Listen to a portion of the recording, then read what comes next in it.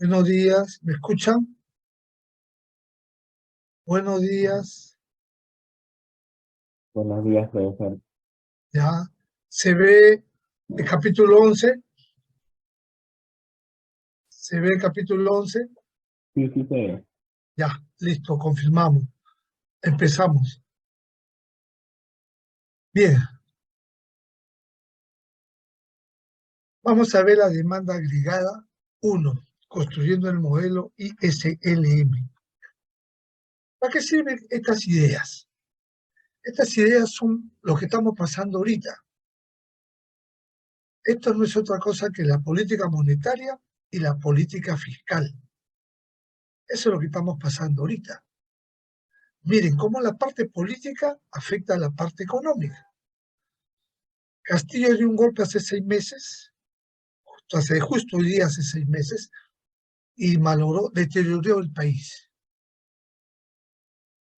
En Ecuador, Lazo cerró el Congreso, creció la inseguridad, pero tuvo la valentía de irse él y todo el Congreso. Se opusieron, no, se van todos. Y las elecciones son de aquí a 5 semanas para elegir asamblea y en agosto presidente. Entonces, los países en América Latina están sufriendo un golpe duro. Hay un concepto que se llama la teoría de los líderes. Parece que en estas últimas 2 décadas no hay teoría de líderes.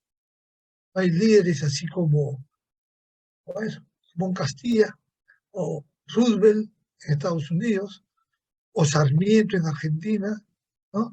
O Velasco Ibarra en Ecuador. No hay. Entonces, estos conceptos sirven para refrescar algunas ideas. Y esto fue lo que creó Keynes. La curva IS y su relación con el aspa keynesiana. I es inversión, S es ahorro, inversión y ahorro, el aspa keynesiana. El modelo de fondos prestables. ¿Qué es el modelo de fondos prestables?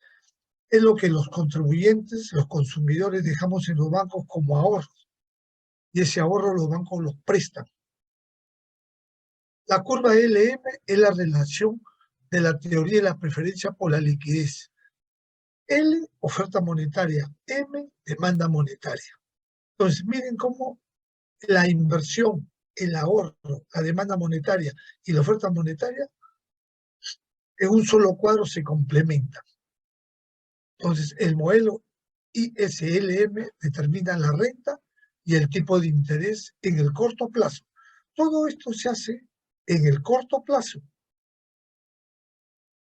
El supuesto es que los precios son fijos.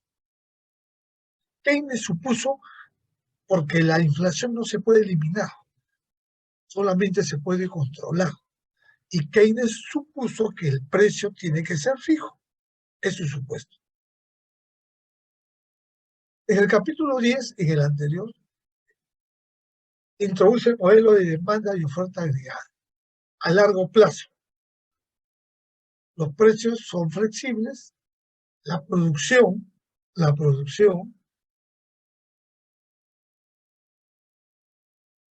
determinada por los factores de producción y tecnología, y el desempleo es igual a su tasa natural. O sea, el desempleo es igual a todos los que desean trabajar. A corto plazo, los precios se mantienen fijos. La producción se determina por la demanda agregada. El paro está negativamente relacionado con la producción. Entonces, en el largo plazo los precios son flexibles, en el corto plazo los precios se mantienen fijos. Por eso es que es importante controlar, detener, manejar la inflación. El año pasado hemos estado en 8% por el efecto coronavirus tras anterior, del 21. Pero ahora están suponiendo que ya tienen que ir bajando el precio de los alimentos. La producción se determina por la demanda agregada. La demanda agregada no es otra cosa que el consumo, la inversión y el gasto público. El paro está negativamente relacionado con la producción, o sea, el desempleo está negativamente relacionado con la producción. ¿Qué significa eso? Que si la producción aumenta, el desempleo disminuye.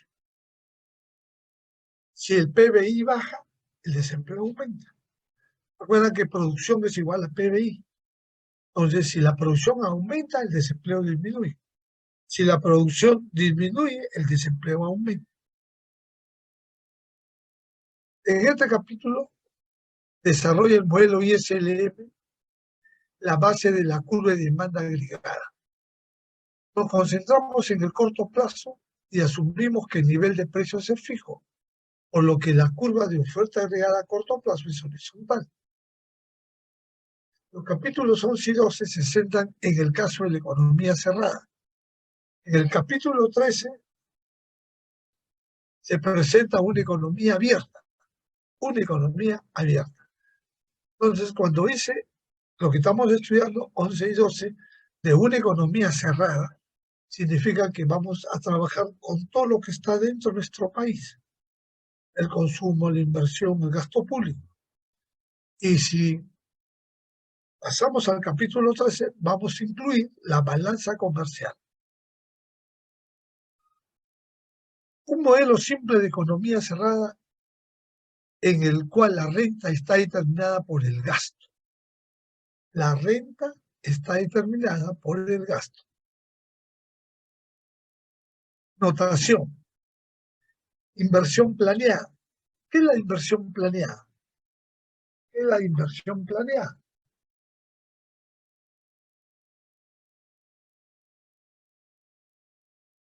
La inversión planeada es, si tú eres empresario, el 31 de julio quieres producir 100 banderas por el Día de la Patria. Entonces tú tienes que saber que te van a comprar supuestamente las 100 banderas. Entonces tú inviertes en tela, en tinta roja y blanca, llamas al especialista para que te haga las banderas. El costo ya está programado. Esa es inversión planeada. ¿Y qué es la inversión no planeada? Aquello que se hace instantáneamente, que no estaba programado, que no estaba programado. Bien, entonces el gasto planeado, PE, es igual al consumo más la inversión más el gasto. Y es igual al PBI real y el gasto efectivo. Entonces, una cosa es gasto efectivo y otra es gasto planeado. La diferencia entre el gasto actual y el planeado es la inversión imprevista de existencia. O sea, la diferencia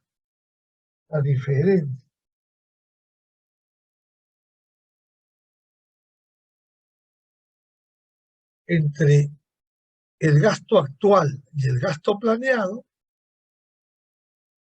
gasto actual menos gasto planeado,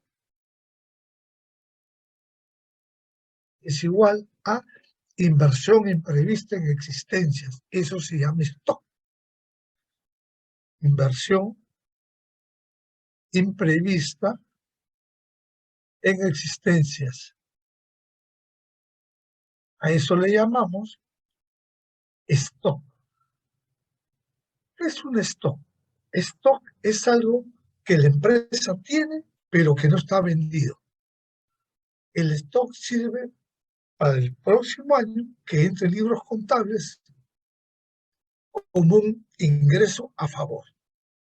Eso es lo que tienen que saber. Tiene la función consumo.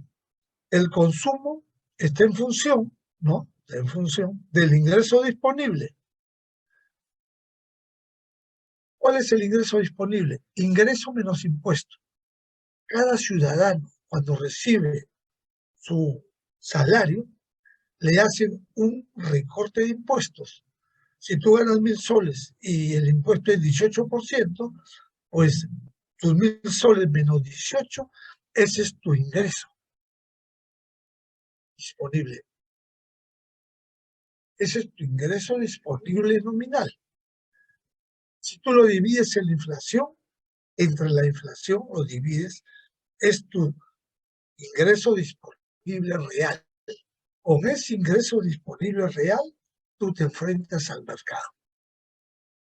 ¿Bien? Entonces hay que tener en cuenta, el señor cabeza de familia recibe su salario. A ese salario le quitan los impuestos, ese es el ingreso disponible nominal. A ese ingreso disponible lo divides en la inflación o le quitas la inflación o lo deflactas, que es lo mismo, y lo que te queda es el ingreso real. Con ese ingreso real, tú te enfrentas al mercado. Eso es lo que tienen que saber. ¿Ok? ¿Cuáles son las variables de política? Las variables de política son el gasto público y los impuestos. G es gasto público y T son los impuestos.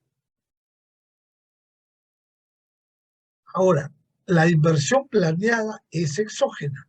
Entonces dicen que la inversión planeada es exógena. ¿Por qué es exógena? Porque está fuera del modelo. La inversión está fuera del modelo. Tú en tu hogar tienes tus gastos, tienes tu ingreso disponible y tú ya sabes casi con certeza qué es lo que vas a gastar. Lo primero que haces es pagar tus alimentos, pagar tu luz, pagar tu agua, pagar tu octovalúo, pagar tu alquiler si eres inquilino. Pero todavía no está programado si te vas a comprar un televisor, ¿no? Por eso es que la inversión es exógena, fuera del modelo. El gasto planeado, ¿no? El gasto planeado es igual a, según lo que dice ahí, consumo en función del ingreso menos el impuesto, más la inversión, más el gasto público. Estas rayitas que ven que están abajito deben estar encima de la letra. Deben estar encima de la letra. Tienen que estar encima. No son menos, no son menos. Bueno, ingreso menos T sí, pero esta que está aquí debe estar encima, ¿no? Encima. En I hay una raya, digamos, una raya, un menos, ese debe estar encima. En G hay una rayita y debe estar encima. Bien, condición de equilibrio. El gasto efectivo es igual al gasto planeado. O sea, el gasto efectivo Y es igual al gasto planeado PE. Entonces, bajo ese supuesto, se trabaja esta teoría.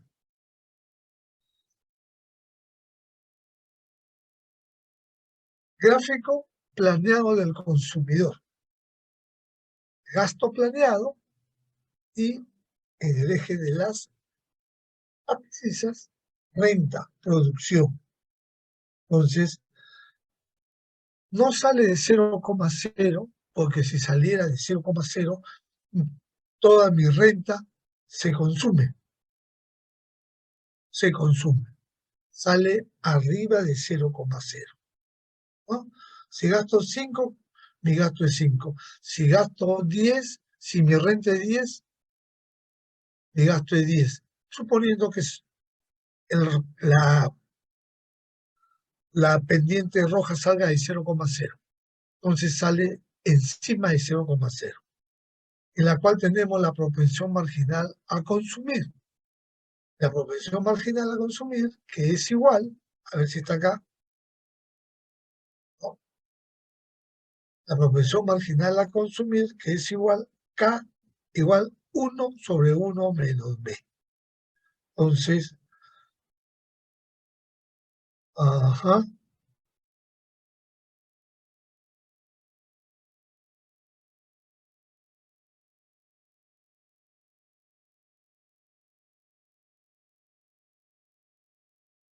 Estoy obteniéndola.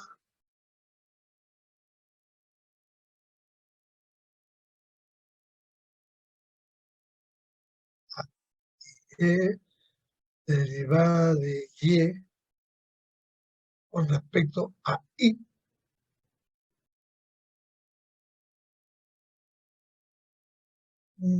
Ya, listo. Ya la derivé. Entonces, miren, para hallar la propensión marginal a consumir, tienes que saber que el consumo es igual a A más BY. ¿Por qué consumo igual a A más BY? No puede ser menos, pues, porque si es menos, la variable independiente sube y la otra baja. O la variable independiente baja y la otra sube. Tiene que ser coherente, tiene que ser más. ¿Qué significa? Significa que cuando tu familia gana más, consume más. O es todo lo contrario. O sea, cuando tu familia gana más, tú consumes menos. Ahorita vives en Pueblo Libre, tu familia gana más, y te vas a vivir a los barracones. ¿Existe ese caso? Sí, pero en microeconomía que se llama bienes inferiores. ¿Existe? Sí existe, pero es poco aplicable. Entonces, cuando las familias ganan más, ¿no? Consumen más. Por eso es consumo es igual a A más B por Y. La inversión es igual a la inversión planeada y es igual a I barra. Como Y es igual a consumo más inversión, reemplazas y obtienes el multiplicador que lo estás viendo ahí, 1 sobre la propensión marginal a consumir. Es la variación de Y con respecto a la inversión por 1 sobre 1 menos B. Y el menos B significa la variación de Y con respecto a C. Esa propensión marginal a consumir le está diciendo a cada familia qué cantidad de mi monto lo destino al consumo. Si yo gano 1.000 y destino 800 soles para consumir bienes y servicios, entonces mi propensión marginal a consumir tiene un número, ¿no? Que va a ser 0.8. O sea, el 80% de mi distribución de ingresos yo la dedico al consumo. El consumo es comprar libros, pagar el pasaje, pagar la luz, pagar el agua, comprar los alimentos diarios, pagar el actovalúo. Ese es el consumo. ¿Alguna pregunta hasta acá? La condición de equilibrio es que el gasto planeado es igual a la renta producción. Aquí el artificio es que el gasto planeado es igual a la renta. O sea, aquí sale de 0,0, pero ese plano de 90 lo dividen en 2, el artificio, 45 grados, donde lo planeado es igual a, ahí está ahí está, miren, gasto planeado, PE es igual al gasto efectivo. Gasto planeado, PE es igual al gasto efectivo. ¿Bien? Bien. Gasto planeado es igual al gasto efectivo.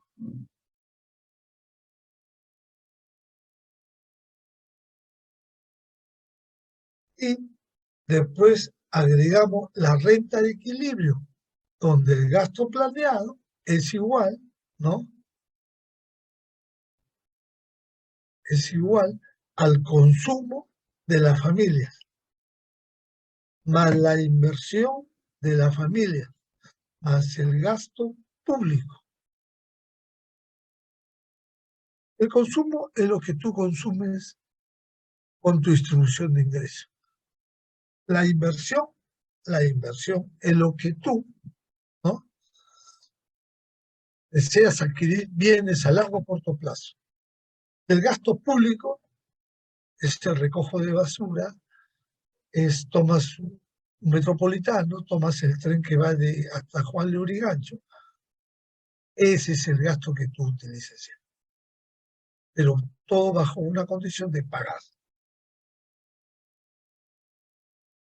Bien. Mira cómo funciona este modelo. La economía está en equilibrio ahí. Ahí está en equilibrio. Ahora van a hacer un supuesto.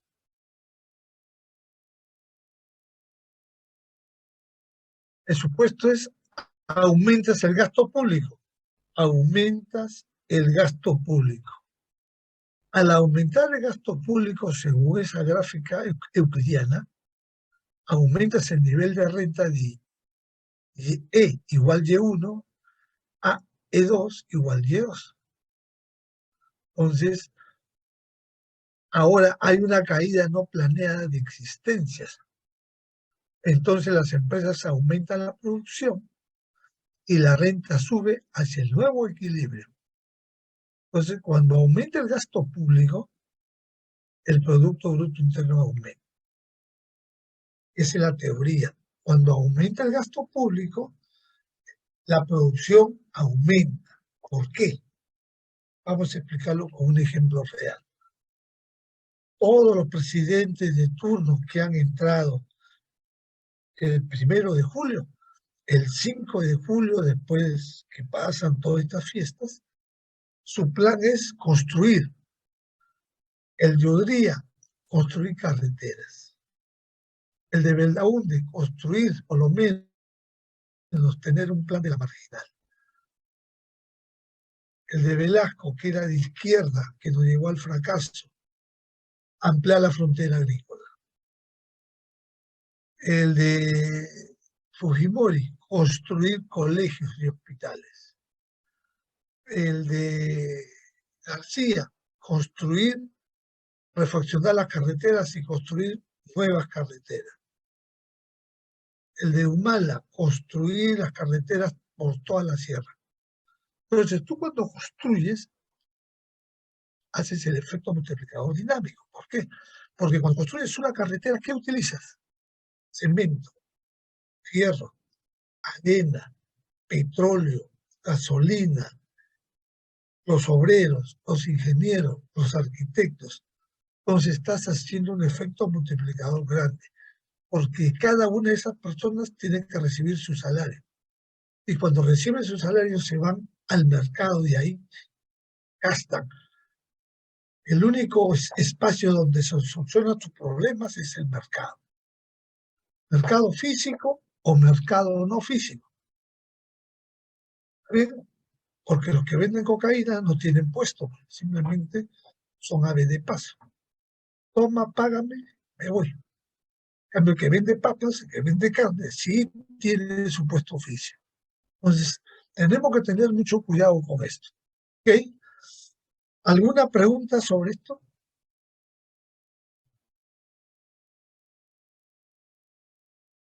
Mira, cuando se construye, como dice la fotografía, esas flechitas rojas, aumenta el Producto Bruto Interno. En este país, Toledo construyó la que se va hasta Brasil, la carretera, y vino la corrupción. No escapa García a la corrupción, no escapa Fujimori a la corrupción. Hay tanto dinero que alguien dice, bueno, jalemos un poquito de ese abundante dinero. Bien, ¿alguna pregunta sobre esto? Justo ahí está lo que yo había hecho acá, ¿no? Ingreso igual consumo, inversión más gasto, condición de equilibrio. Lo planeado es igual a lo no planeado. Entonces le pone variaciones a cada uno, variación del ingreso, variación del consumo, variación de la inversión y variación del gasto público. Solamente queda la variación del consumo y la variación del gasto público, porque la inversión es exógena, entonces la inversión queda afuera. Entonces la proporción marginal a consumir por la variación del ingreso más la variación de gasto público. Agrupando términos, ustedes ya saben eso, ¿no? Sale que la variación del ingreso sobre la variación del gasto es igual a 1 sobre 1 menos la propensión marginal a consumir. La variación del ingreso sobre la variación del gasto es igual a 1 sobre 1 menos PMC, que le pone la letra B. Y eso es igual también a variación de Y es igual a la variación de la inversión. Entonces, ahí tienen el famoso multiplicador de Keynes.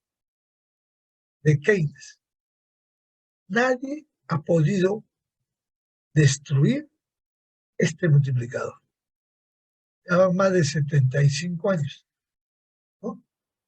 Ya van, la depresión fue en el año 29, ponle 30, ya van más de 90 años y nadie ha podido destruir esta teoría porque está en base a esa pequeña forma. Definición: el aumento en la renta resultado de un aumento de $1 en el gasto público. Este modelo del multiplicador de las compras del Estado.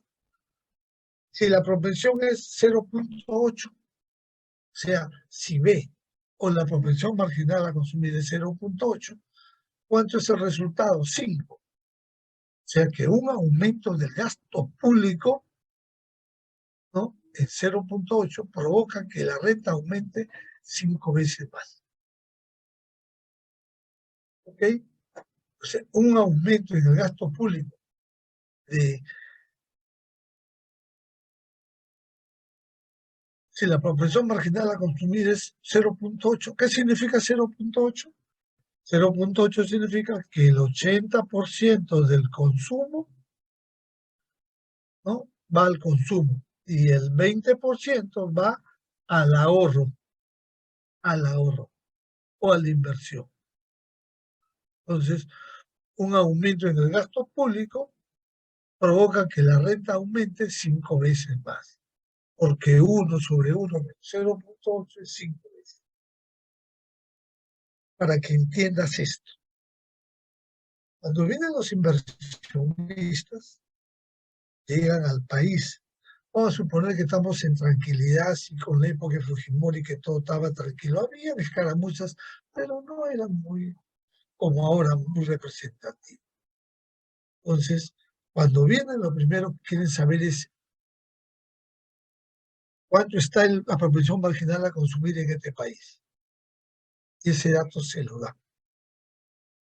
Entonces, cuanto la propensión marginal a consumir esté más alta, o sea, 0.9, el multiplicador es más grande y el inversionista gana. Si tú, en vez de 0.8, le pones 0.5, ¿cuánto sería el resultado? Si le pones 0.5, ¿cuánto sería el resultado de la variación de Y con respecto a la variación de G? Si en vez de 0.8 es 0.5, ¿cuánto sería el resultado? 2. 2, ya. Entonces, si tú tienes $100, multiplícalo por 2, serían 200. Si tú tienes $100, multiplícalo por 5, sería 500. Entonces, si tú eres inversionista, ¿dónde invertirías? ¿En el 5 o en el 2? En el 5. En el 5. Entonces, cuando vienen los inversionistas, cuando vino la Telefónica, ¿no?, y vienen las empresas americanas, lo primero que miran es la propensión marginal a consumir, que es, en este caso, le han puesto 0.8.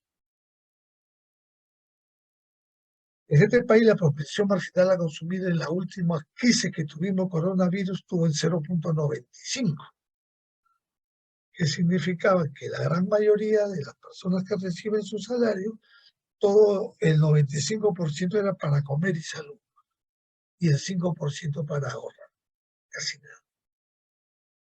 Entonces, podrían venir, pero como el efecto fue coronavirus, no llegaron. En la época de Fujimori sí llegaron. La Telefónica invirtió 5 soles y se llevó 100 soles. Punto. Así de fácil. Por eso es que criticaron mucho a Fujimori. La pregunta, ¿eso estuvo bien o estuvo mal? Si me preguntas a mí, yo te diría que estuvo bien. Y te voy a decir por qué estuvo bien. Antes, miren, antes, perdón, ya pele ya, o ya pele de una vez, pues. ¿Ah? Un segundito, toma.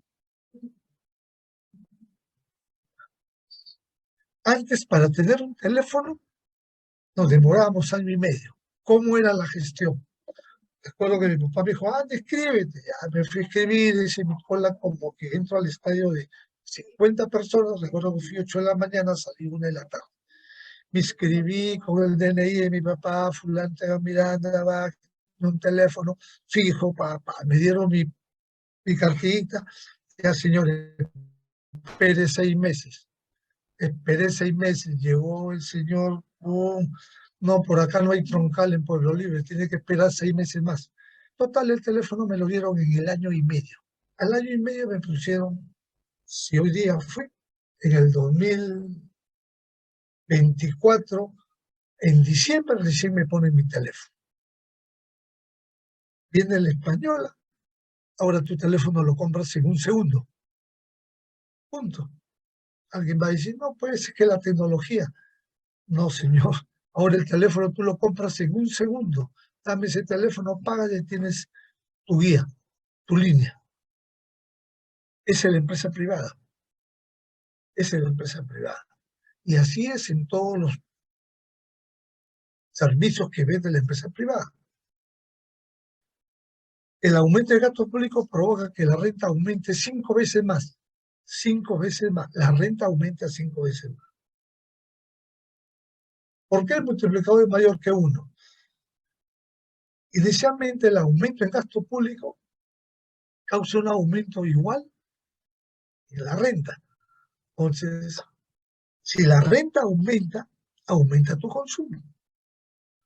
Entonces, al aumentar tu renta, aumenta tu consumo. Por lo tanto, el impacto final sobre la renta es mucho mayor en la variación del gasto público inicial. ¿Ok?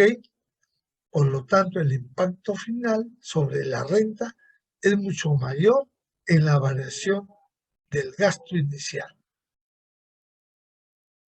Bien, lo que te quiero decir es que si mañana comienzan a construir la carretera Lima-Huancayo para evitar pasar por Chosica, nuestro per cápita aumenta. Si mañana comienzan a construir el ferrocarril Tumbes-Tacna, nosotros nos beneficiamos. Aunque nunca te pases en el tren, aunque nunca subas al tren, porque aumenta nuestra red. Japón ha invertido 1 billón en un puente de 3.400 metros, o sea, 3 kilómetros. ¿Sabes cuántos carros pasan? 400. Es bastante o poquito, casi nada. El mismo puente en Brooklyn, en Estados Unidos, de 20 metros menos, 20 metros menos de 3 kilómetros, 20 metros, pasan 400.000 cada 12 horas. 400.000 a 4.000 no es nada. Pues Japón no es que haya perdido plata, no. Ellos construyen para que su Producto Bruto Interno aumente la renta. Entonces, lo que tienes que hacer de aquí es averiguar qué es lo que está construyendo Japón, qué es lo que construye Japón. Y estos japoneses construyen de todo, todos los años, ¿no? Les ocurre hacer, ellos tienen, así como tenemos los huaicos nosotros, ellos tienen los tsunamis. Ya, pues, ciudades contra tsunamis, ya, comienzan a construir ciudades contra los tsunamis. Bien, aquí tenemos un aumento de impuestos. Recuerda que esta teoría keynesiana, Keynes la inventó por los impuestos y el gasto público. Hemos hablado de gasto público. Este es el gasto público. Ahora vamos a hablar de los impuestos. ¿Qué es lo que sucede cuando te suben un impuesto por tu consumo? ¿Aumenta o disminuye?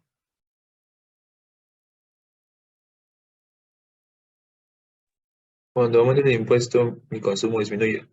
Disminuye. Ya, eso es lo que está sucediendo en la fotografía. Eso es lo que está sucediendo en la fotografía. En vez de irse arriba con esta foto, hacia arriba, se va hacia abajo. Entonces, los impuestos es una exacción que te hace el Estado sin consultarte. Pero suponiendo que esta presidenta nos aumente el 1% de impuestos, pues ya tiene a toda la población en contra, más los problemas que tiene. Humala solamente aumentó 0.5, medio punto. Y las arcas se llenaron con miles de millones, pero encontró resistencia de los empresarios. Porque el órgano más sensible es el bolsillo.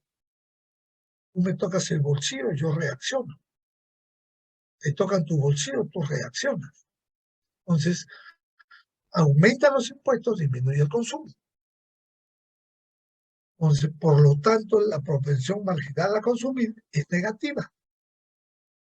Entonces, las empresas reducen la producción y la renta cae hacia el nuevo equilibrio. Ahí lo tienen. Entonces, ahora nace la acumulación imprevista de existencias. Como aumenta el impuesto, disminuye el consumo, yo ya no consumo. Y a las empresas les genero un aumento de stock.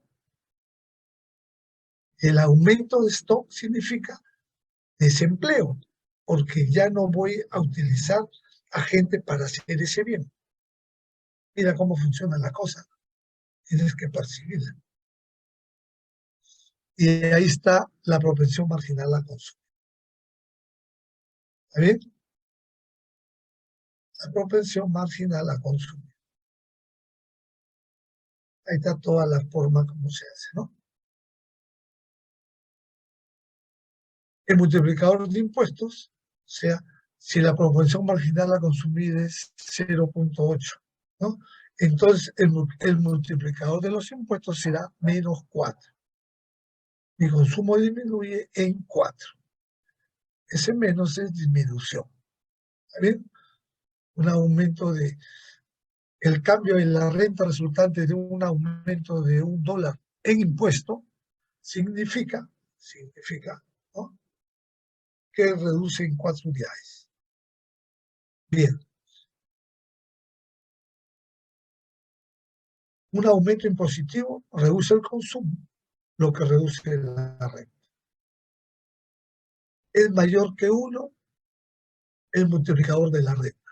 Es menor que el multiplicador de compra del Estado. Los consumidores ahorran una fracción, 1 menos la propensión marginal a consumir. Es un recorte impositivo, por lo que el aumento inicial del gasto en un recorte impositivo es menor que el incremento equivalente en G. Entonces ya saben que si aumentan los impuestos, tu consumo disminuye. Bueno, aquí te están poniendo una tentativa para que tú hagas la aspa, ¿no? Dice, use la figura de la aspa keynesiana para mostrar los efectos de un aumento en la inversión planeada sobre los niveles de equilibrio de renta y producción. Ahí está. Ahí está, ¿no? Aquí te dan otra forma.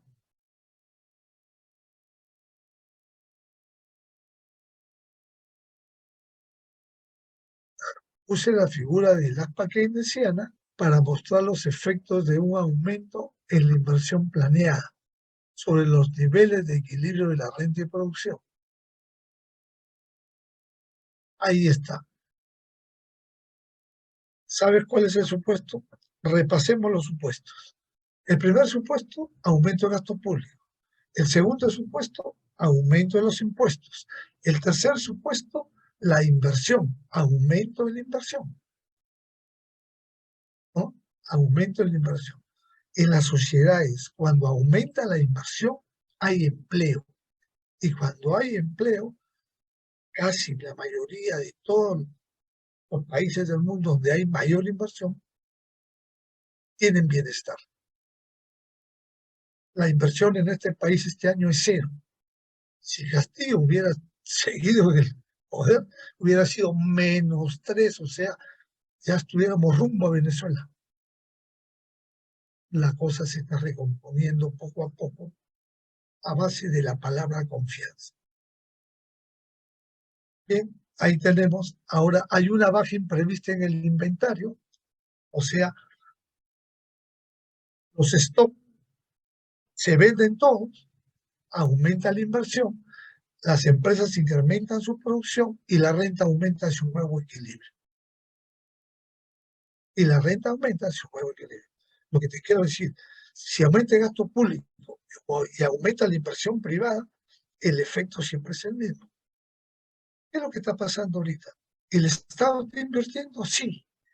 El sector privado no, o la palabra desconfianza. Normalmente el sector privado invierte, pero ahorita, dadas las condiciones, tienen miedo. Hasta ahora tienen un poco de temor. Ponte en el pellejo de ellos que van a invertir $2 millones. Cambian la regla de juego, su riqueza desaparece. Tienen las cosas claras. La curva IS. Un gráfico de todas las combinaciones de tasa de interés y nivel de renta, Y, que son coherentes con el equilibrio del mercado de bienes. Esto es el gasto efectivo, que es la producción, y el gasto planeado. La ecuación de la curva IS es producción Y, ¿no? Es igual a el consumo en función del ingreso disponible.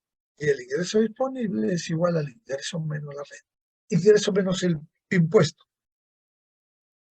Más la inversión en función de la tasa de interés.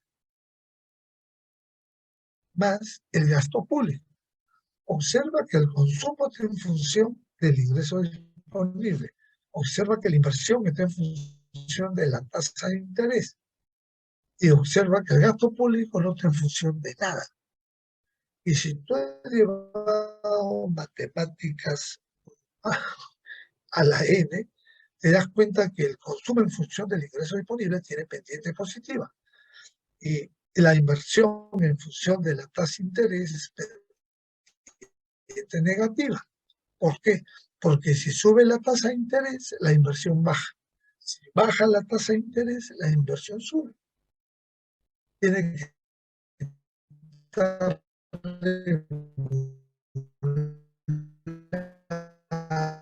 entonces, si quieres averiguar más sobre la tasa de interés, pues después de clase te vas a 3 bancos diferentes y le preguntas cuál es su tasa de interés de un préstamo.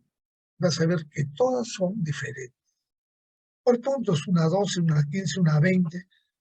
Entonces tú, por principio racional, te ubicas en la menor tasa de interés que te van a cobrar. ¿Y el gasto público qué pendiente tiene? La primera, el consumo es positiva, la segunda es negativa. ¿Y el gasto público qué pendiente tiene? Si no está en función de nada, perpendicular, o parada o echada. A ver, parada o echada.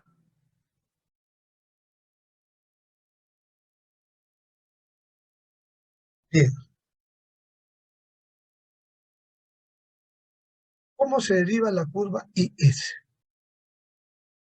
La curva IS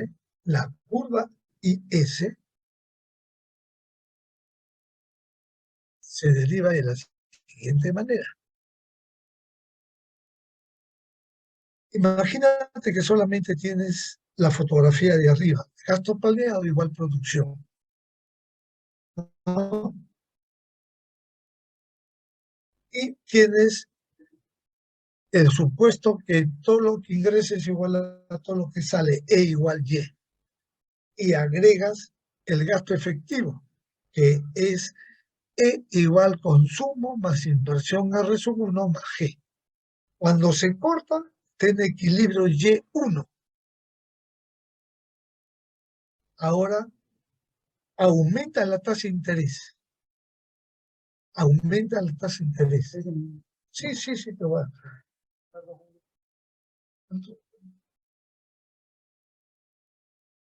Vamos a darle a la. ¿Quieres tomar café con más para que le pases a la?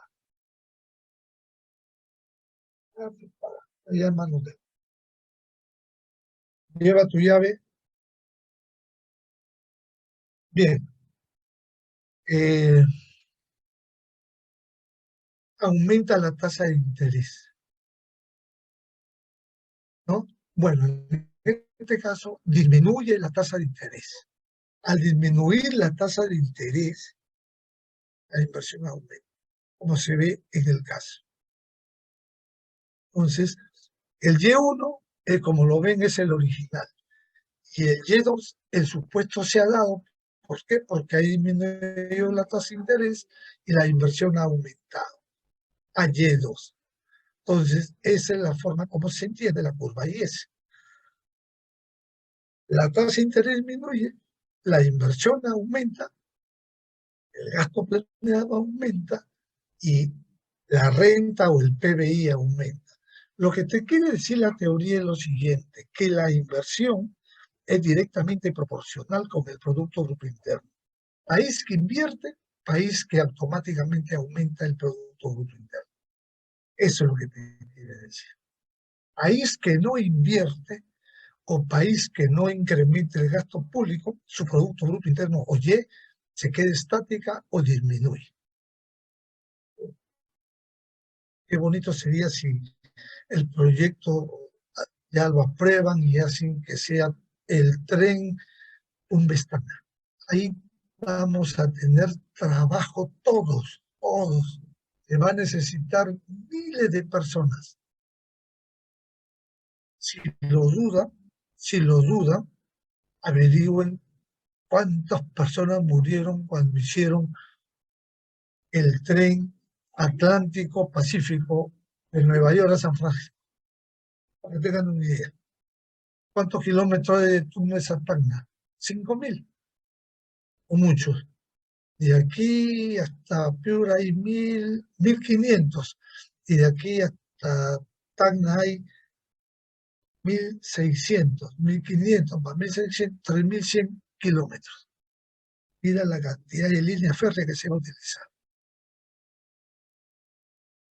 ¿Por qué la curva IS tiene pendiente negativa?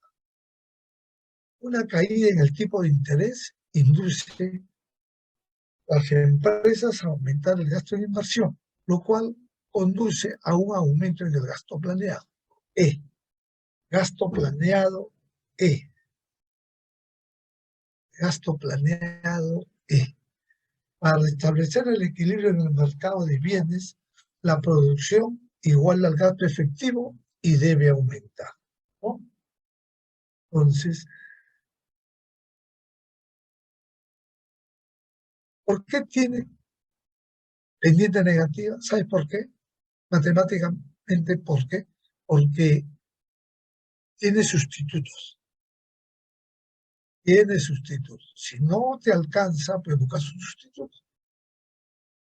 Sino que aquí lo dicen macroeconómicamente. Una caída del tipo de interés induce a la empresa a aumentar el gasto de inversión, lo cual conduce a un aumento del gasto planeado. Para establecer el equilibrio en el mercado de bienes, la producción es igual al gasto efectivo y debe aumentar. Esa es la razón, ¿no? Ahora tenemos el modelo de fondos prestables. La I en función de R color negro. La SI, que es el ahorro en función negra. Entonces, ¿qué sucede si el ahorro disminuye? De S1 se va a S2. Aumenta la tasa de interés. Al aumentar la tasa de interés, se reduce la inversión. Y como la inversión está directamente proporcional con el nivel de renta, se reduce de Y1 a Y2. Punto. Eso es lo que tienen que mirar y saber. Entonces, un mercado jala a otro. Estás en el mercado de fondos prestables donde está la inversión y el ahorro. Si tu familia le sobra dinero y no la quiere tener bajo el colchón, la lleva a un banco para que le paguen intereses. Ahorita en la vida real, el Interbank está pagando moneda nacional 8 puntos semestral, o sea, 8% semestral. Han hecho toda la gente que tiene dinero en el Scotiabank, en el BBU, en el BCP. Ha agarrado el dinero y todo lo ha depositado en el Interbank, que pagan 6 meses. El Scotiabank paga lo mismo, pero en 12 meses. ¿Qué te dice tu concepto de principio racional? ¿Quieres esperar 12 meses para tener tu ganancia? ¿Quieres esperar 6 meses para tener tu ganancia? Hasta ahí nomás. Por supuesto que hay otras cosas que más tienes que saber, pero ya eso lo aprenderás en el transcurso de la vida, ¿no? Entonces aquí tenemos, si yo y toda tu familia guardan el dinero en un banco y nos pagan, ese es el ahorro que tenemos nosotros. Pero si el ahorro disminuye, ¿por qué disminuye el ahorro? Cuando hay un pánico, la gente saca su dinero. Entonces, el ahorro disminuye, ¿no? Al disminuir el ahorro, sube la tasa de interés. Al subir la tasa de interés, la inversión cae. Y al caer la inversión, cae el nivel del producto de Y1 a Y2, o el PBI. ¿Ve? Podemos usar el modelo ISLM para ver cómo la política fiscal, gasto e impuesto afecta a la demanda agregada y la producción. Como comencemos utilizando la APA keynesiana para ver la política fiscal, desplaza la curva IS. Bien, entonces ahí tenemos nosotros que para todo el valor de R, G aumenta el gasto público, entonces el gasto planeado aumenta y aumenta la red. Ya eso ya lo hemos visto. Entonces, mira, aumenta el gasto público de G1 a G2, aumenta de Y1 a Y2, entonces la IS se desplaza de IS1 a IS2. La distancia horizontal del cambio es IS. Al aumentar el gasto público, aumenta el Producto Bruto Interno y aumenta el Producto Interno per cápita. Aunque no nos caiga ni un solo a nosotros por el aumento del gasto público, pero en las estadísticas nacionales versus el mundo está que hemos mejorado nuestra calidad de vida. Que así es, así es. A la gente que le cae el gasto público, pues mejora su calidad de vida y por ende nos hace a todos ese efecto arrastre. ¿Sí? Usa el diagrama de la APA keynesiana o el modelo de fondos prestables para mostrar cómo un aumento en los impuestos desplaza la curva IS. Y es capaz de determinar la cantidad del desplazamiento. Ahí va. Desplazamiento de la curva IS. Miren cómo ponen el supuesto. Aumento de los impuestos, que fue diferente acá.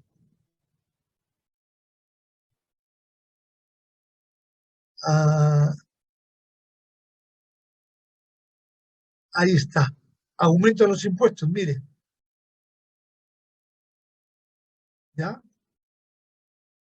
Baja el consumo. Ahora ponen reducción de los impuestos. Ahí está, ¿no? Ahora ponen, en antes fue caída de los impuestos, ahora es aumento de los impuestos. Cuando aumenten los impuestos, el consumo cae. El nivel de renta se va del Y1 al color rojo, Y2. Y la IS se desloca de IS1 a IS2. ¿Esto es bueno o no es bueno? Entonces tomamos el ejemplo de China. China durante 20 años, 30 años, ha crecido encima de 4, del 5%.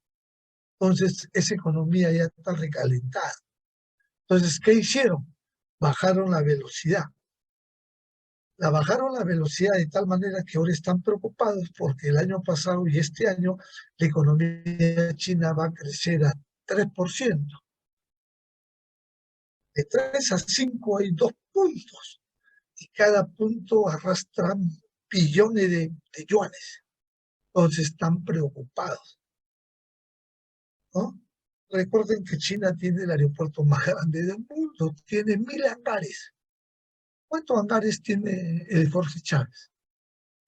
25. Bueno, ahora lo van a ampliar a 40. Ya lo están ampliando a 40. Imagínate un aeropuerto que tiene 1000 hangares. 1000. Una locura. O sea que el aeropuerto ese de Beijing será pues todo el Callao, ¿no? Bien, entonces aumenta los impuestos y genera ese fenómeno. Ustedes están viendo ahí, esa fotografía. Una vez que hemos terminado con la IS, nos vamos con la preferencia y la liquidez. El tipo de interés viene determinada por la oferta y la demanda del dinero. El tipo de interés viene determinada por la oferta y la demanda del dinero. ¿Ok? Bien, ahí está. Masa monetaria sobre la inflación. P es el nivel de precios, y el nivel de precios es la inflación. Y a SMP es la oferta monetaria. Y a SMP le llamamos saldos monetarios fijos, ¿no? O sea, observa. ¿Por qué es paralelo al eje de las ordenadas? Porque no tiene función de nada. Los saldos monetarios no tienen función de nada. Es igual que gasto público, no tiene función de nada, es igualito. Entonces, tipo de interés y saldos monetarios reales. Sí. ¿Cómo haces para aumentar los saldos monetarios reales? Para aumentar los saldos monetarios reales, la tasa de crecimiento de la M, que es la masa monetaria, tiene que ser mayor que la tasa de crecimiento de la inflación. Y ahí aumentan los saldos monetarios reales. ¿Ven? Entonces, esta teoría es la que fabricó Keynes para entender el sistema macroeconómico. Entonces, la demanda de saldos monetarios, esta es la oferta, esta es la oferta, esta es la demanda. Saldos reales igual L en función de R. ¿Por qué tiene pendiente negativa? Porque está en función de algo. ¿Y cuál es ese algo? La tasa de interés. Entonces, aquí tenemos, ¿no? La teoría de la preferencia por la liquidez. Dice así: la oferta y la demanda de saldos monetarios reales determinan el tipo de interés. La curva de oferta y saldos monetarios reales es vertical, porque la oferta no depende del tipo de interés. La curva de demanda tiene pendiente negativa, porque una subida del tipo de interés incrementa el coste de tener dinero y por lo tanto reduce la cantidad demandada. El tipo de interés de equilibrio, la cantidad demandada de saldos monetarios reales es igual a la ofrecida. De ese corto, ¿no? Entonces, ahí va. Ahí está lo que dice.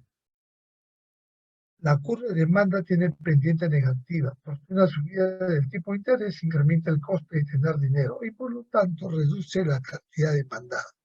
El tipo de interés de equilibrio, la cantidad demandada de saldos monetarios reales es igual a la ofrecida.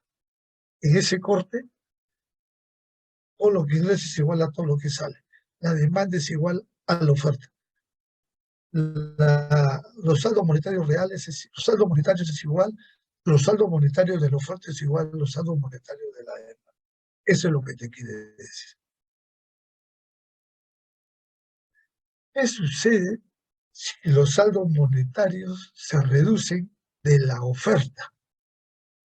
Porque La oferta no está en función de nada. La LR es la demanda. Entonces, ¿cómo se reducen los saldos monetarios? Aumentando el nivel de precios, ¿no? Si la tasa de crecimiento, el nivel de precios es mayor que la tasa de crecimiento de la masa monetaria, entonces los saldos reales se reducen. Al reducirse los saldos monetarios por el aumento de precios, aumenta la tasa de interés. Al aumentar la tasa de interés, en tu cabecita, ¿qué está pasando con la inversión? ¿Aumenta o disminuye? ¿Qué está pasando en el otro mercado que no lo ves? En la inversión, cuando sube la tasa de interés, ¿la inversión aumenta o disminuye?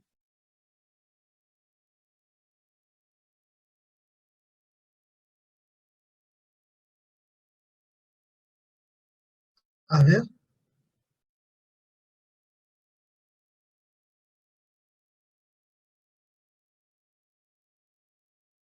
¿aumenta o disminuye?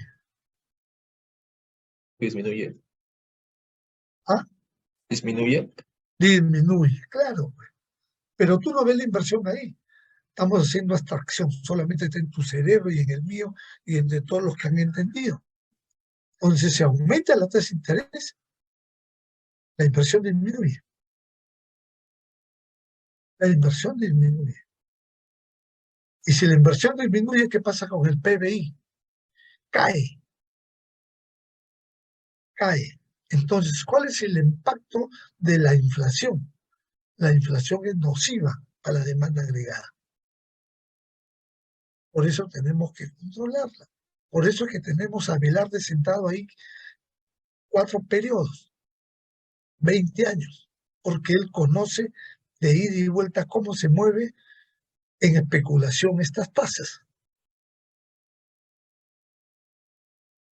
Pueden haber 100, 500 economistas en Lima, en el Perú, pero él es el que sabe más, pues. Duela a quien le duela. Es el que sabe más. Sería una locura cambiar a ese señor de ahí. Si lo cambias y pones a quien quieras ponerlo, esto fracasa.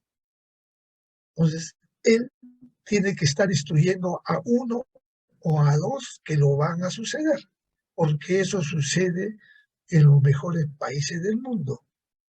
Volcker dejó a Kretschmann, Kretschmann dejó a Bernanke. Bernanke no hizo caso, lo sacaron y vino la gran recesión del 2008, que le iban a poner la gran depresión, la segunda gran depresión, pero los americanos fabricaron dólares y le pusieron simplemente la gran recesión. Y la gran recesión es la caída de la producción. Bien, volvamos a lo nuestro. Entonces, ya saben cómo se mueve esto, ¿ok? Ah, Volcker, ahí está. Y ahí está Estados Unidos, en el 70. Ah,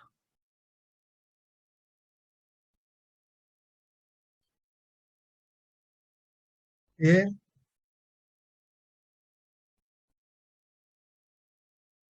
todo el mundo está feliz porque Biden ya dijo que la tasa de interés va a estar en su sitio, más probable es que se reduzca. Si se reduce, esa es la tasa de interés global que se maneja en el mundo.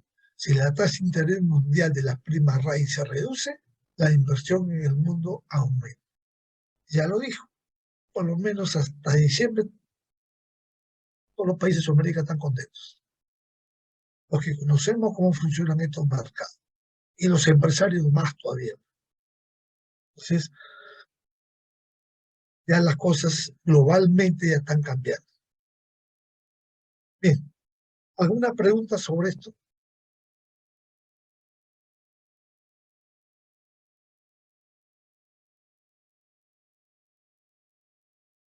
Bien, bien,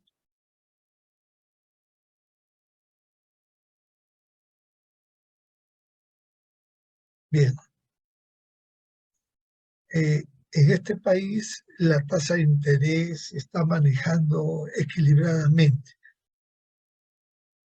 Como hay libertad, dejar hacer, dejar pasar, cada banco cobra lo que su cliente le acepta. Entonces, escuchaban BCP. Dices, ya, señor Miranda, yo le pregunto cuánto quieres, 10.000, ya, 10.000. Te dicen al 2 por 5 mensual. ¿Cuánto sería 2 por 5 por 12? 2.5 por 12 sería 30%. Yo les pregunto, ¿es normal? Las respuestas. ¿Es normal? ¿Es abusiva o es buena? ¿Con cuál de las tres respuestas se queda? ¿Es normal? ¿Es abusiva? ¿O qué? ¿Está bien?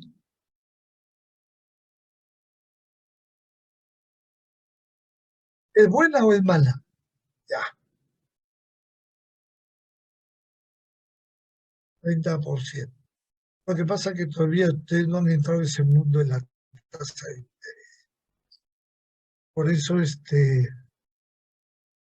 alguien hizo 12 días, 12 meses, 12 horas, ¿no? 100 metros en 11 segundos, todo, todo coordina, pues, no está hecho al azar. Entonces, 12 meses a 2.5 me estás desplumando. Esos préstamos gota a gota cobraban 500%. Es una locura, pero la gente aceptaba. Seguro esa gente que quería el dinero tendría más urgencia que cuando se dan cuenta que es 500% ya están hechos. Eso salió en el comercio el domingo, por si acaso. Bien, aquí está el efecto contracción sobre los tipos de interés. Ya. Cuando te prestas dinero el banco, tú tienes que saber. Tú tienes que saber. Tienes que saber. El banco te lanza el préstamo a interés nominal, pero te cobra a interés efectivo o real. Y si el banco es groseramente duro, te cobra interés continuo. Entonces, el interés nominal y el interés real se aplica a la fórmula de interés compuesto que tú conoces. Y el interés continuo es la que tú conoces, esa de ¿cómo es? E a la X menos R sobre qué, ya, la continua, con logaritmo, ya. Entonces, cuando tú metes 1.000 soles en las tres fórmulas, te sale diferente. El interés nominal te cobran, por decirte, 20 soles. En el interés real te cobran 24. Y en el interés continuo te cobran 26. Entonces tú te das cuenta y vas y le dices, señorita, pero ¿por qué me cobran tanto? Bueno, la respuesta de las señoritas que, sin ofender a esa dama o ese joven que trabaja ahí, tienen quinto en media, las órdenes que reciben son, no, pero si son 4 soles o 2 soles de diferencia, no es nada. No es nada. Hoy día han caído 500 en ese juego. Multiplica 500 por 6 soles. ¿Cuánto es?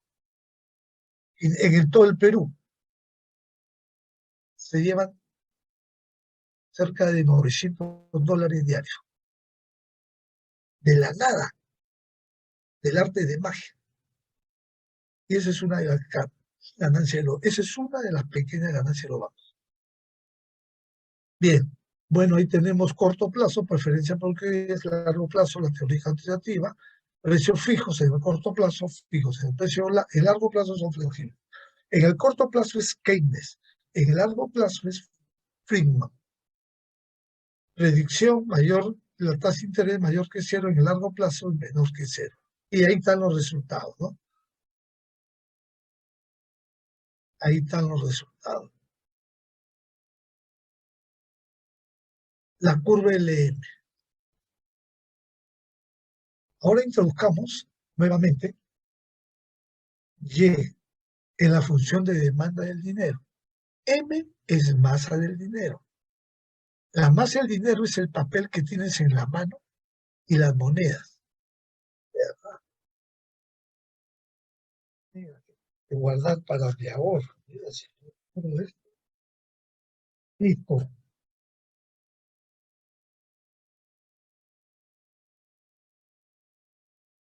Me pago mi Navidad a mí mismo. Bien, eh, masa monetaria sobre el nivel de precios. Nivel de precios es la inflación, esa es la demanda. Y eso es igual a la L que está en función de la tasa de interés y de Y que es nivel de renta. Entonces, el M sobre P, demanda es igual a la demanda especulativa más la demanda, ya no me acuerdo, demanda especulativa más la demanda real. Vamos a ver, ¿no? A ver,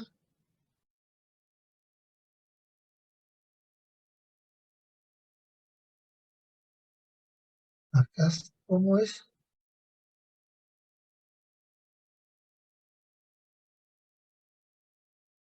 ¿Cómo es la palabra? Ya, demanda para transacción, demanda para especulación.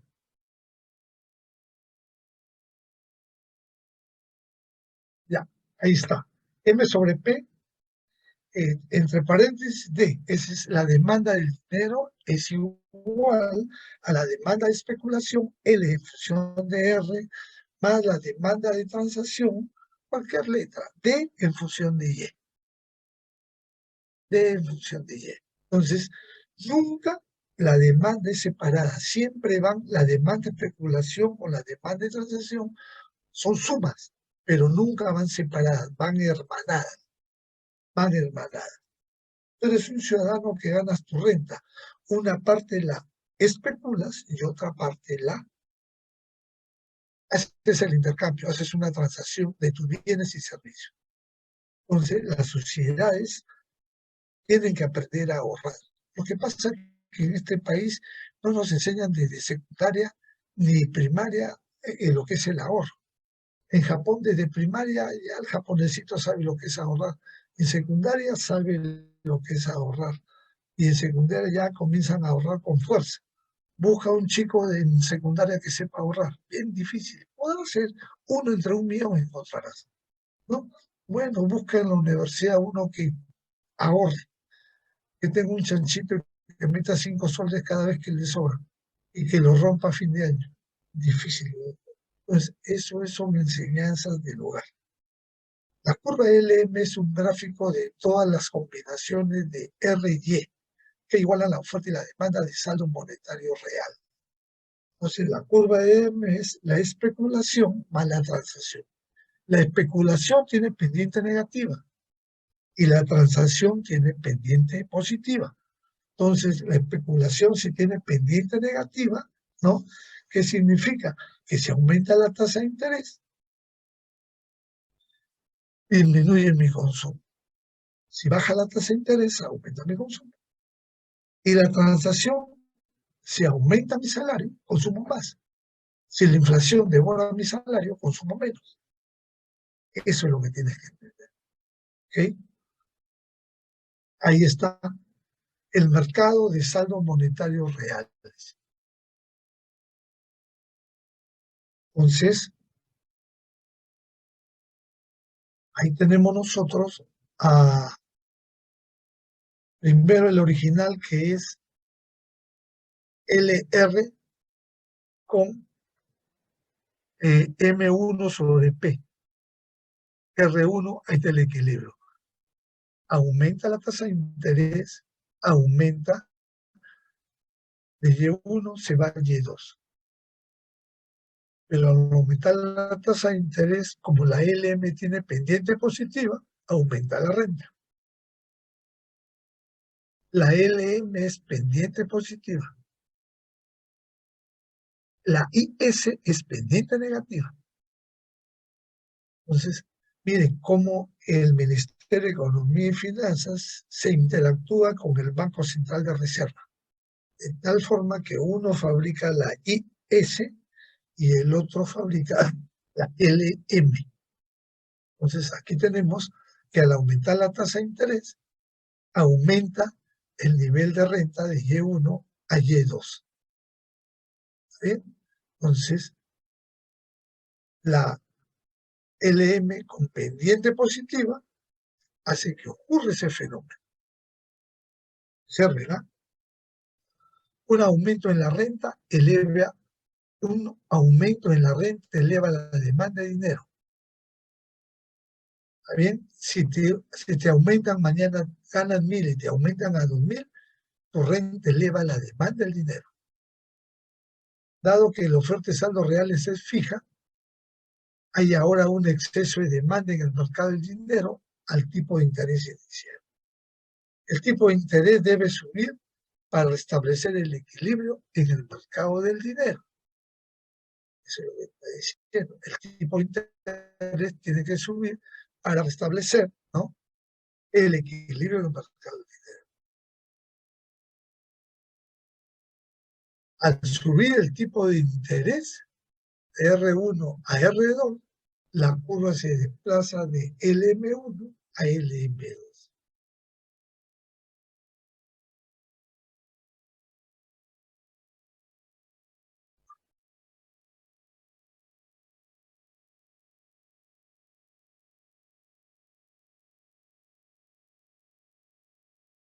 ¿Ya? Miren, supongo que un doble fraude con tarjeta de crédito provoca que los consumidores utilicen efectivo con más frecuencia en sus transacciones. Ahí está el desplazamiento de la curva LM, parecido a la anterior, copia de la anterior. Entonces el equilibrio es R y 1. Aumenta, me ponen más dinero en el bolsillo, entonces yo gasto más. Esto hace que la tasa de interés aumente. Al aumentar la tasa de interés, la LM se desplaza hacia arriba. L, demanda monetaria. M, oferta monetaria. ¿Vale? Y aquí viene el equilibrio. El equilibrio. Esto es importante que entiendan, que ya por lo menos hemos explicado cómo funciona el mercado.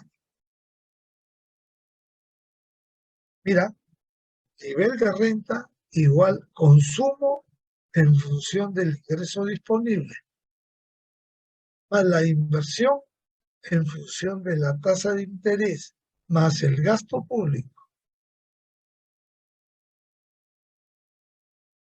Esa es la curva IS. Esa es la curva IS. Saldo monetarios es igual a L en función de R, bueno, más D en función de Y. Entonces, observa con detenimiento y esa es la curva LM. La pregunta es, a ver si han entendido, para irme yo feliz cuando termine la clase. En esta intersección de las dos curvas, ¿cuál es el elemento que conecta las dos curvas?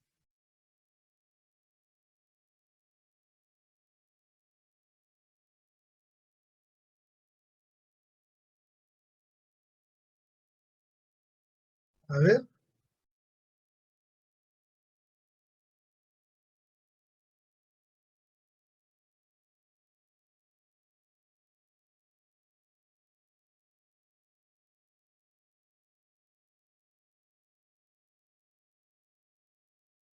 a ver, hay 10 alumnos.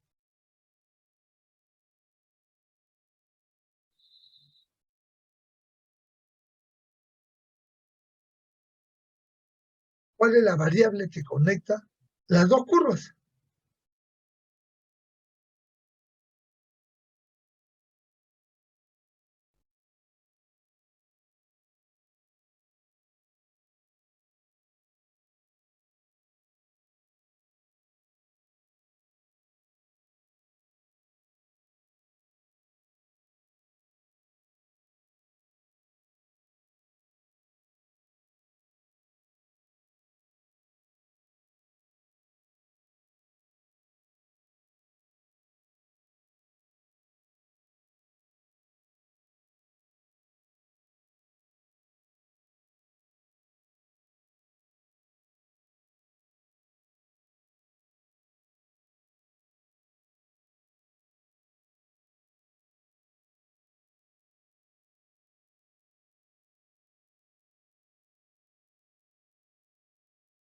A ver.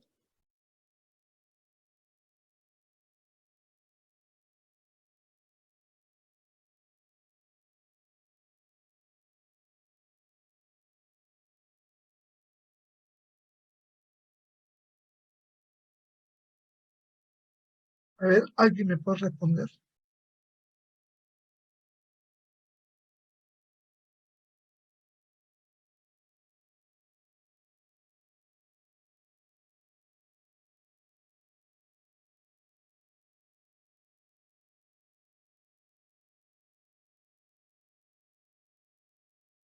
R, ¿Cuál? R, Y, R-I-Y. Y, No, R nomás. R, R nomás. Entonces, es que la Y que está al inicio, esa Y que dice Y igual consumo en función de ingreso menos. Entonces, aquí la Y tiene varias connotaciones. La Y que está en la izquierda es producción, igual consumo, y esta Y que sigue ahorita es ingreso, menos impuesto, que es el ingreso disponible. Entonces, usted por error involuntario ha confundido que esa Y que está en la segunda ecuación, que es el ingreso, es igual a la producción, o sea que no es. Pero lo que sí es cierto es que la R aparece en ambas ecuaciones. ¿Qué es la R?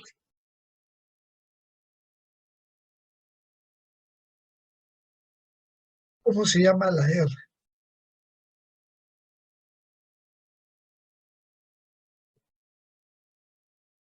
A ver,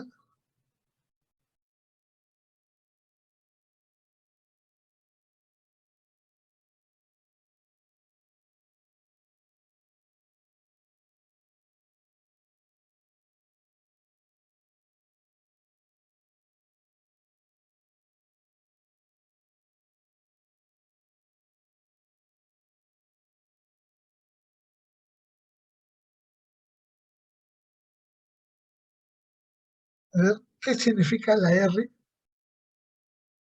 En la inversión, ¿qué es la R? ¿Cómo se define?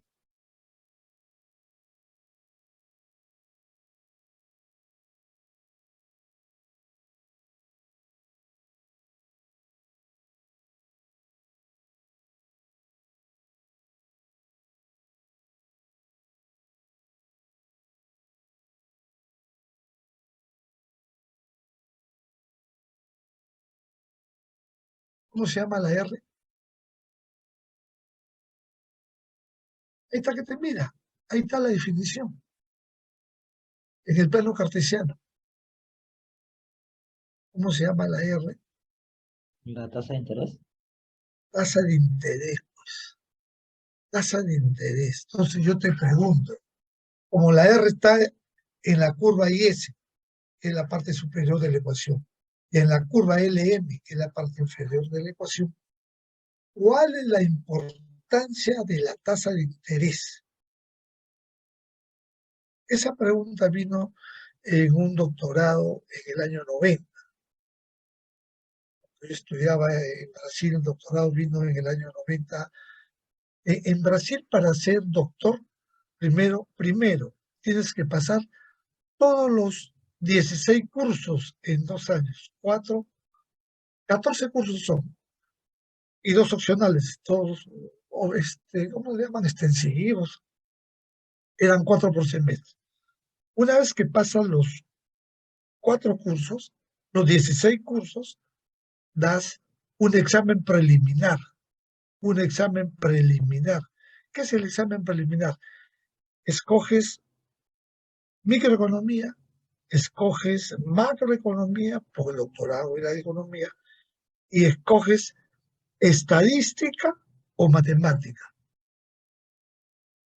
Yo escogí estadística, casi me quinceo. Hubiera escogido matemática, que era más fácil resolver integrales, derivadas, esa jarana, ¿no? Una vez que pasas el examen preliminar, aprueba los cursos, pasas tu suficiencia de idiomas, que en esa época era 1, ahora son 3. Era 1, en este caso era el inglés. Una vez que pasas el inglés, recién puedes hacer tu tesis. Y después de tesis, sustentas y eres doctor. Eso es lo que se tiene que hacer. Ese mismo método que está aquí, que yo lo conocí en el año 90, es el mismo que hace la Universidad Nacional Agraria. Por eso para mí no fue difícil entrar a Brasil, estar en la beca, en el curso y todo lo demás, porque en la agraria hacían lo mismo en maestría. En esa época no había doctorado en la agraria. En 90 no había doctorado, era maestría.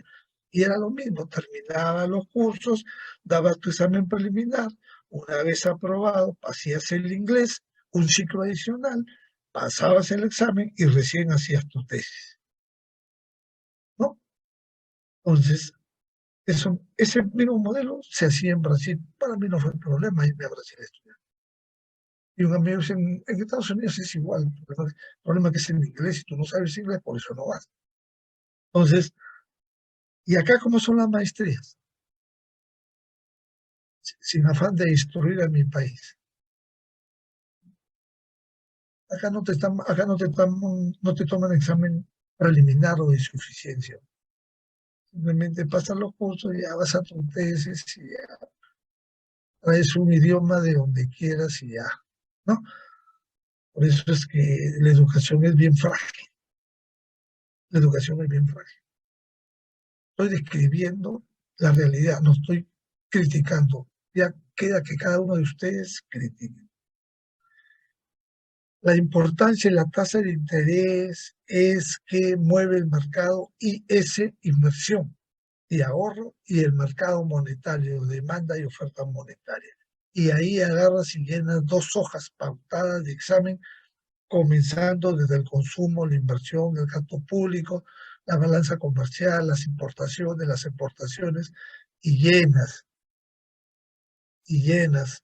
Y agarras después la demanda de especulación, la demanda de transacción, y ya llenas 2 hojas de examen. ¿Qué has leído? Pasas el curso. Entonces, esta es la forma de la IS y la LM. LM pendiente positiva y ES pendiente negativa. Una vez que tienes eso, ya puedes jugar, pues, ya puedes jugar. Entonces, solamente como experimento lo vamos a hacer. ¿Qué sucede si yo aumento el gasto público? Si aumento el gasto público, la IS sub 0, que es esta, crea una nueva curva, IS sub 1. Cuando trabajo con la política fiscal, IS, la política monetaria, permanece ceteris paribus.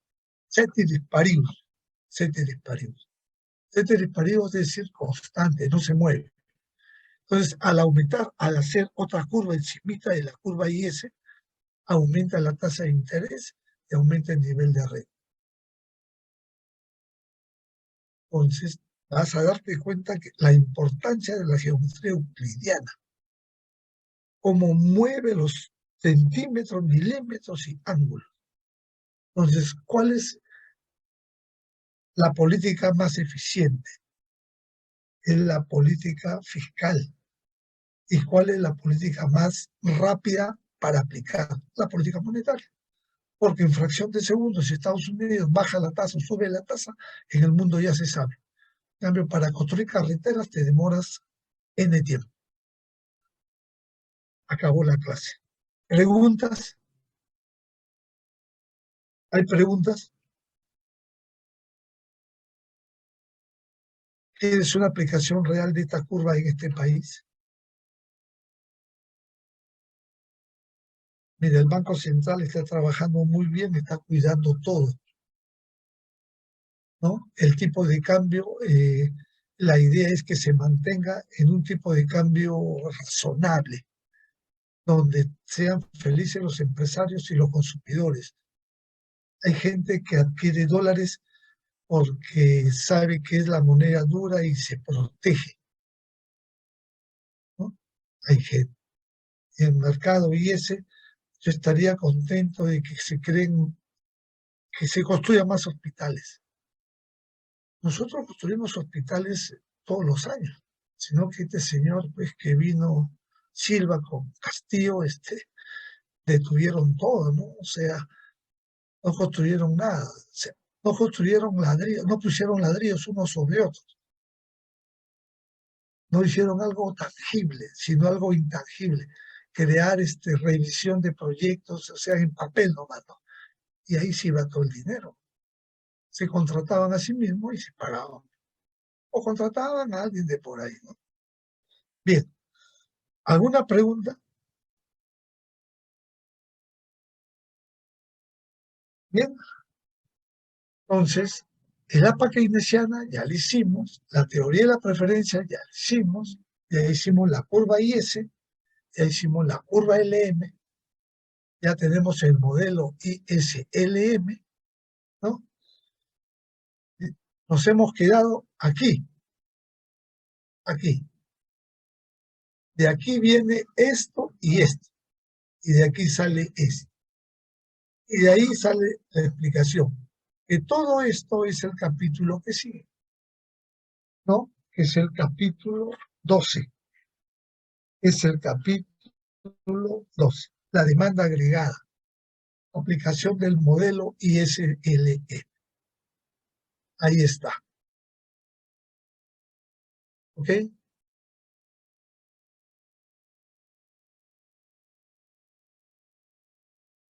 En este capítulo 12 nosotros utilizaremos el modelo ISLM para analizar el impacto de las políticas sin perturbación.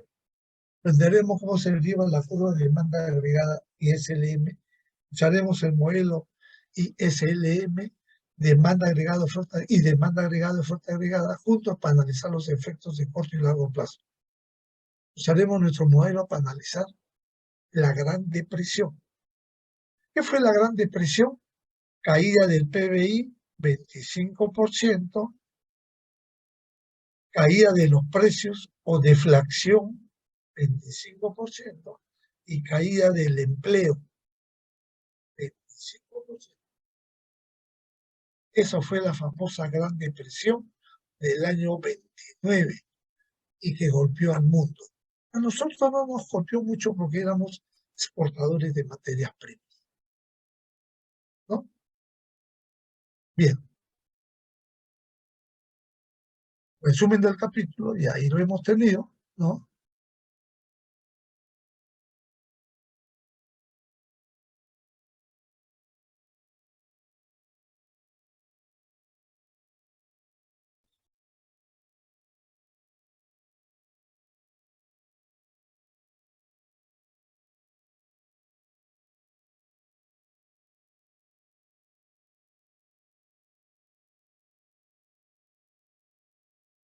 Lean el resumen del capítulo porque ahí está ¿no? Toda la gema de sabiduría, en resumen. Bien. Bien, señores, ya terminamos el capítulo 11. El lunes terminamos el capítulo 12. Y según lo que tengo acá.